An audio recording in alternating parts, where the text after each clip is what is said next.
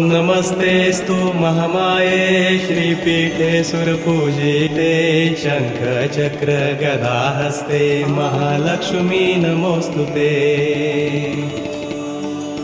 नमस्ते गरुडारूढे कोलासुरभयङ्करी सर्वपापहरे देवी महालक्ष्मी नमोऽस्तुते।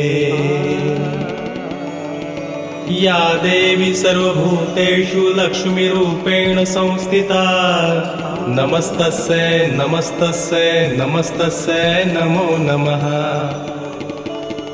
ॐ श्रीं ह्रीं क्लीं ॐ श्रीं श्रियै नमः। ॐ श्रीं ह्रीं क्लीं ऐं कमलवासिन्यै स्वाहा। जय जय दुर्गतिनाशिनी।